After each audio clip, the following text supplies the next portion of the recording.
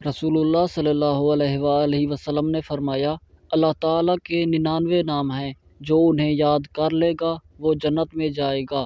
صحیح بخاری، حدیث نمبر 7392۔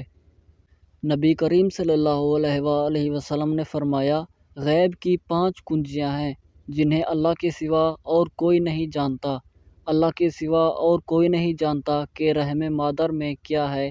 اللہ کے سوا اور کوئی نہیں جانتا کہ کل کیا ہوگا۔ اللہ کے سوا اور کوئی نہیں جانتا کہ بارش کب آئے گی۔ اللہ کے سوا اور کوئی نہیں جانتا کہ کس جگہ کوئی مرے گا، اور اللہ کے سوا کوئی نہیں جانتا کہ قیامت کب آئے گی۔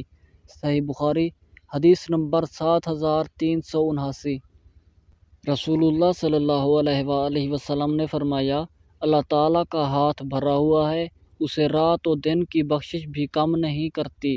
آپ صلی اللہ علیہ وآلہ وسلم نے فرمایا، کیا تمہیں معلوم ہے کہ جب اس نے آسمان و زمین پیدا کیے ہیں اس نے کتنا خرچ کیا ہے؟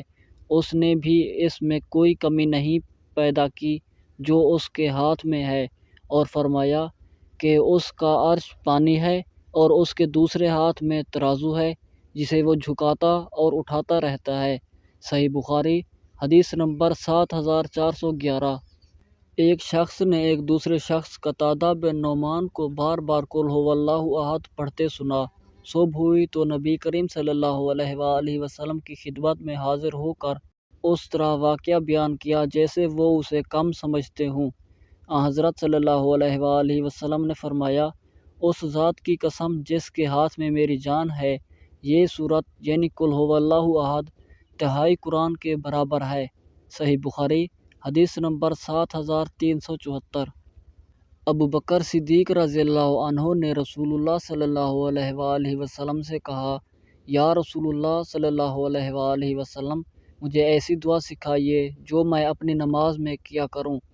حضرت صلی اللہ علیہ وآلہ وسلم نے فرمایا کہ یہ پڑھا کرو، اے اللہ، میں نے اپنی جان پر بہت ظلم کیا ہے اور تیرے سوا گناہوں کو اور کوئی نہیں بخشتا، بس میرے گناہ اپنے پاس سے بخش دے، بلا شبہ تو بڑا مغفرت کرنے والا، بڑا رحم کرنے والا ہے۔ صحیح بخاری، حدیث نمبر 7387۔